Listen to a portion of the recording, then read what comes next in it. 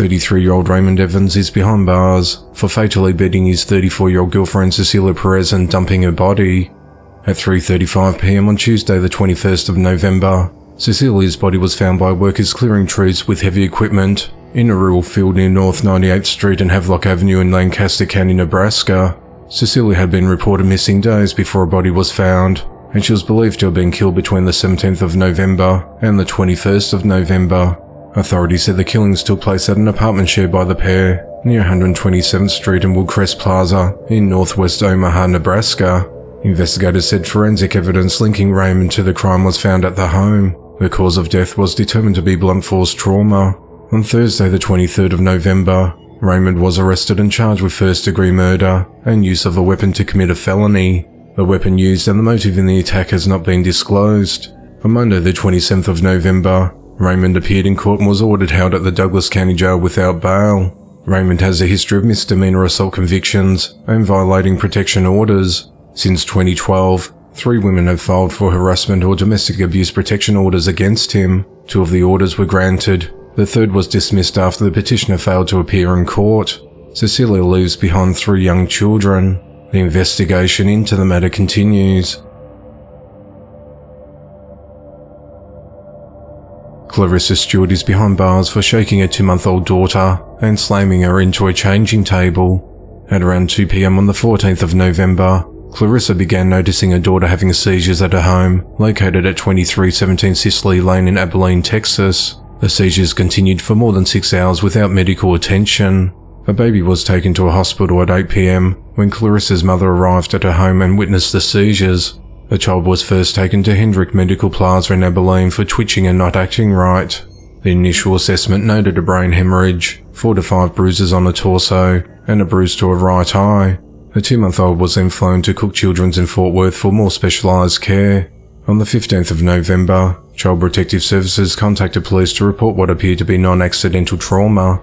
While questioned, Clarissa told detectives that the 2-month-old baby's injuries could have been caused by her 18-month-old sister. The Cook Children's Care team later refuted those claims, stating that the near-fatal injuries are not explained by trauma caused by another young child. As police investigated, they issued a search warrant for Clarissa's phone where they discovered her search history. On the 14th of November, Clarissa searched the internet for things like, why is my baby sleeping more than usual? What are the symptoms of shaken baby syndrome? How long for shaken baby symptoms to appear? Why is my 2-month-old baby drinking less milk? And why is my 2-month-old shaking? After further searching, investigators discovered that on the 19th of September, Clarissa searched symptoms of shaken baby syndrome, indicating that the baby was likely previously abused when she was 13 days old. Police said they also found text messages Clarissa sent to her husband dated on the 21st of October. Clarissa told her husband, I want nothing to do with my baby when you're off. I can't stand her anymore the second she cries. It throws me into a rage. I don't want her. Clarissa eventually admitted to investigators to shaking the baby. She demonstrated with a doll how she shook her daughter 2 to 3 times and then slammed her onto a changing table. She said she did this because the baby had been crying from 7 a.m. to around 1 to 2 p.m. and this caused her to lose control. The 2-month-old girl now requires a feeding tube due to no longer having a suck and swallow reflex and will undergo surgery to relieve pressure on her brain. On Wednesday the 29th of November, Clarissa was arrested and charged with injury to her child. She remains held at the Taylor County Jail with bond set at $100,000. The investigation into the matter continues. 84-year-old Barton Seltman is behind bars for fatally beating his wife during an argument over money for the cat's vet bill. At 2:26 p.m. on Tuesday the 28th of November, authorities responded to a home on the 1900 block of North Kime Street in Lower Pottsgrove Township, Pennsylvania, after Barton called 911 on report of an unresponsive woman. He told dispatch he believed his wife was dead and that someone beat her. He also said that the kitchen in the home was ransacked and his wife was bleeding from the head. When officers arrived, they found Barton on the rear porch with his hands, face and clothing covered in blood.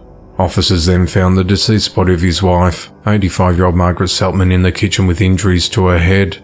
Barton was treated by medics at the scene for an injury to his hand and told them that he had injured his wife during a fight. Barton was then taken to Lower Pottsgrove Police Department. Meanwhile, investigators found a small kitchen knife under Margaret's body, as well as shards of glass from a broken candle jar. They later determined that she'd been struck several times in the head while on the ground. The medical examiner determined the cause of death was blunt force injuries to the head, and her death was ruled a homicide. During an interview with detectives, Barton said that he and his wife are arguing over money for the veterinary care of their pet cat. He said the argument escalated when his wife grabbed a knife and threatened to kill him. Barton said that he then grabbed a chair and pushed the legs of the chair into his wife. She then fell back and struck her head on the floor. Barton said he didn't spot a knife in his wife's hand, but he still repeatedly punched her and then used a candle holder to strike her in the head. Barton said his wife said, "You're killing me," and then she went to sleep. After the interview, Barton was arrested and charged with first-degree murder and third-degree murder.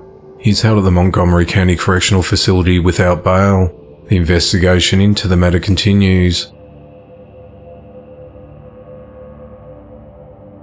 A 42-year-old man is behind bars after shooting a stranger in the face outside a strip club for not sharing his potato chips.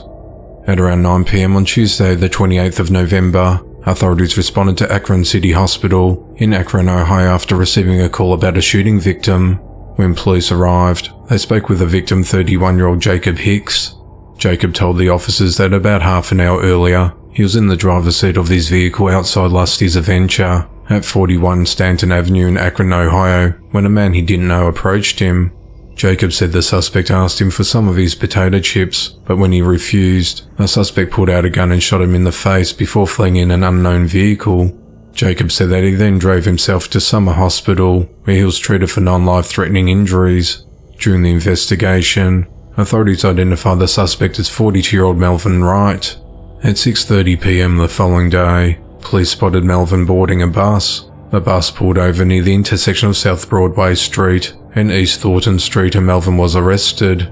During his arrest, police found a handgun in his possession. Melvin's charged with felonious assault and weapons under disability and is held at the Summit County Jail. The investigation into the matter continues. A homicide investigation is underway after a 47-year-old man was fatally shot. At just before 6:30 p.m. on Wednesday the 29th of November, authorities responded to 914 Harris Avenue in Oklahoma City, Oklahoma on reports of shots fired.